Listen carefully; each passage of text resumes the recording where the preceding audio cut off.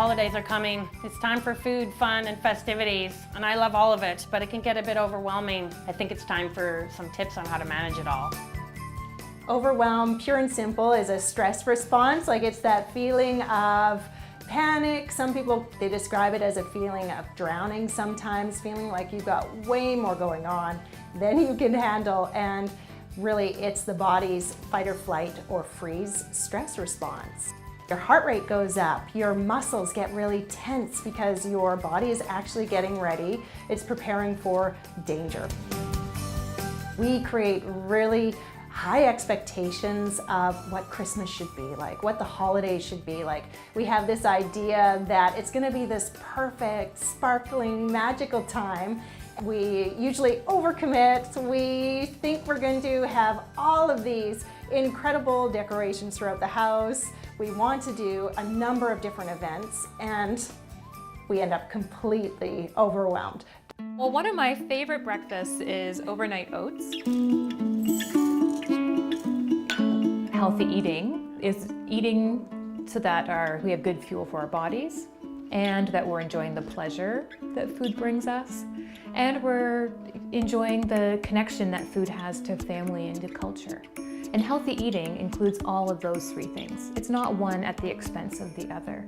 And you really want to look for an unsweetened one, so you don't spike your blood sugar first thing in the morning. As you have lots of healthy days, it's like putting money in the bank, and then on those less healthy days, those cookie exchanges and the big feasts and the Christmas parties and all of that, you're just taking money out of that bank. But you've built a nice, healthy balance so you can have room to withdraw. Just put it in the fridge overnight and it'll be ready to eat in the morning. What are the most important things that are going to be the most special things that you really want to focus on, and do only those? So I would actually encourage people to say no more often.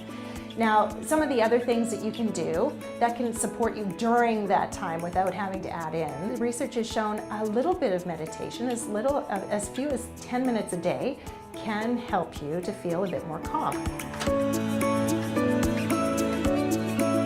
Now, there is something else that you can do, and that's to take walks in nature. When we take a quick 30-minute walk, especially surrounded by nature, it reduces the stress hormones inside our blood.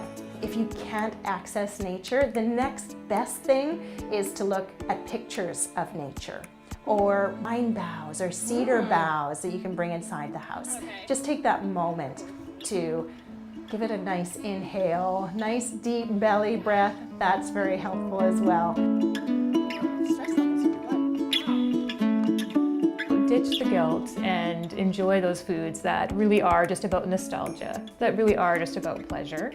And then, have the good breakfast, have the healthy lunch in amongst those events. When I bring to those holiday events something like some mini oranges, mandarin oranges, or something on the healthier side, I often have people kind of quietly say to me thank you. Chocolate can lower your stress levels as well. When you eat a dark chocolate, look for something that is 70% dark chocolate. We skip meals or we go too long between eating. That's when our blood sugars tank and we crave the sugary, the salty, the junky foods. And there's that word now of hangry, which is hungry and angry together. And when we go too long without eating, we all end up there. So really what you want to do is plan to eat something healthy about every 4 hours or so. Some tips that are really handy are to increase your water intake, including beforehand. If you know that party's coming up, you don't want to arrive at that party already dehydrated. I see a lot of mild dehydration in folks, and the common symptoms of that are you feel run down. Instead of kind of denying and saying, oh, I'm not going to have 3 glasses of wine at the office party, and then continuing on, no, cut out the even everyday wine and then enjoy the three glasses. And don't have your coffee before you eat breakfast, but have your coffee with your breakfast. It's actually more productive for you to build in breaks for yourself throughout the day instead of taking every moment to fill every minute.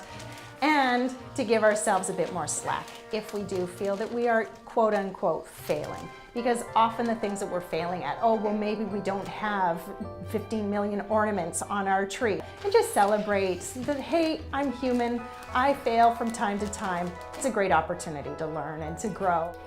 Well, thanks to Erin and Kristen for some great tips to help get us all through the holidays and enjoy our lives. And best of all, we don't have to give up some of our favorite things. Cheers and happy holidays.